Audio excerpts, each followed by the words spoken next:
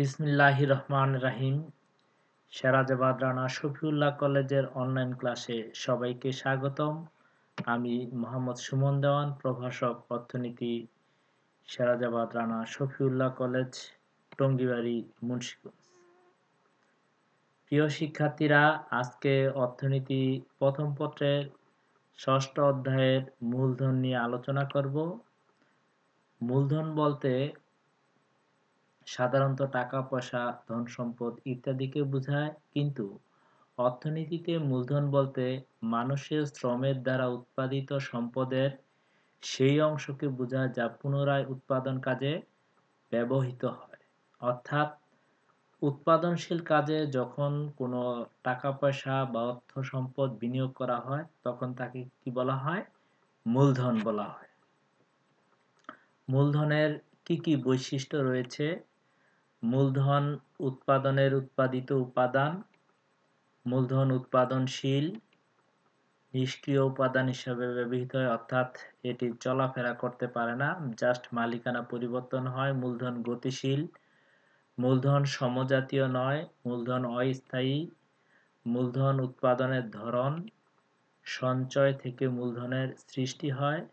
মূলধন ভবিষ্যৎ আয়ের উৎস, অতীত উৎপাদনের ফসল। এই হচ্ছে মূলধনের বৈশিষ্ট্য।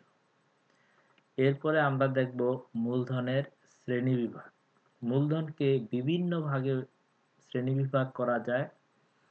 এর মধ্যে স্থায়িত্বের ভিত্তিতে মূলধন দুই প্রকার: স্থায়ী মূলধন, চলতি মূলধন। মালিকানার ভিত্তিতে মূলধন চার প্রকার: ব্যক্তিগত মূলধন, সামাজিক মূলধন, জাতীয় মূলধন, আন্তর্জাতিক মূলধন। এরপরে ব্যবহারের ভিত্তিতে মূলধন আবার দুই প্রকার: নিমজ্জমান মূলধন, ভাসমান মূলধন।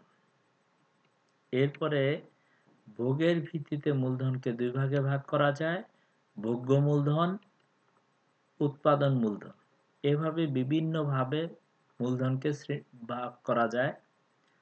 প্রিয় শিক্ষার্থীরা, তোমরা একটু কষ্ট করে এই মূলধনের যে সংজ্ঞাগুলো রয়েছে, স্থায়ী মূলধন, চলতি মূলধন, নিমজ্জমান মূলধন, ভাসমান মূলধন, ব্যক্তিগত, অর্থাৎ এই শ্রেণীবিভাগগুলো তোমরা একটু উদাহরণ সহ শিখে নিবে।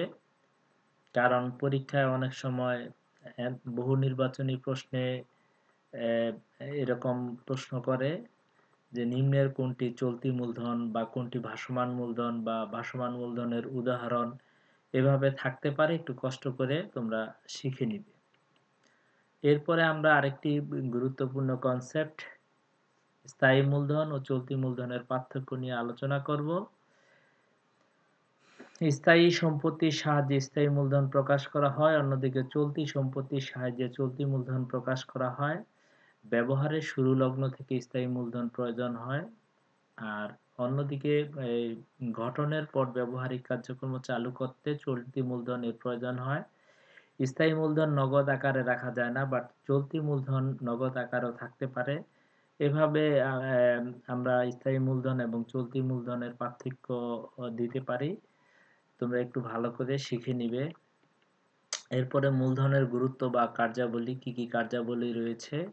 মূলধন উৎপাদন বৃদ্ধি করে, শ্রমিকদের দক্ষতা বৃদ্ধি করে, মূলধন যন্ত্রপাতির যোগান দেয়, মূলধন বৃহদায়তন উৎপাদনে সহায়তা দেয়, মূলধন উৎপাদন ও ভোগের মধ্যে সমন্বয় ঘটায়, মূলধন সময় সংক্ষেপ করে, মূলধন কর্মসংস্থান বৃদ্ধি করে।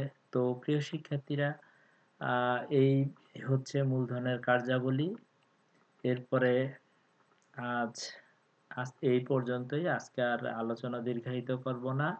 তাহলে পুরো ক্লাসটা একটু রিভিউ দিই। আজকের ক্লাসের যে আলোচ্য বিষয়গুলো হচ্ছে: মূলধন কাকে বলে, মূলধনের বৈশিষ্ট্য, মূলধনের শ্রেণীবিভাগ, স্থায়ী মূলধন চলতি মূলধনের পার্থক্য এবং মূলধনের কার্যাবলী বা গুরুত্ব।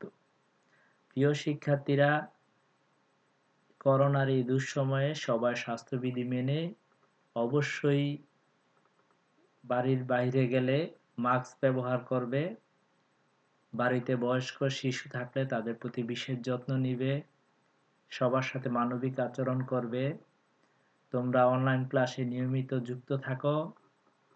সেরাজাবাদ রানা শফিউল্লাহ কলেজের পক্ষ থেকে সকল শিক্ষার্থীদের কাছে আমার অনুরোধ, তোমরা অবশ্যই আমাদের যেই এসআরএসসি হিউম্যানিটিজ গ্রুপ 2020, এসআরএসসি সায়েন্স গ্রুপ 2020 এবং এসআরএসসি বিজনেস স্টাডিজ গ্রুপ 2020 এই গ্রুপগুলোতে যুক্ত থাকো এবং নিয়মিত কলেজের সকল তথ্য পাওয়ার জন্য নোটিশ, ক্লাস, পরীক্ষা রুটিন ইত্যাদি সব নিয়মিত পাওয়ার জন্য ক্লাসগুলোতে যুক্ত থাকো। অনলাইন ক্লাসে যুক্ত না থাকলে যে কোনো সময় যে কোনো গুরুত্বপূর্ণ খবর থেকে তোমরা বঞ্চিত হবে। সেক্ষেত্রে তোমরা অনেকেই বলো যে আমরা জানি না, ফেসবুক ব্যবহার করি না, মোবাইল ফোন নাই। এই এই বক্তব্যগুলো বলে কোনো লাভ নাই, যেহেতু করোনার এই দুঃসময়ে এইভাবে আমাদের চলতে হবে।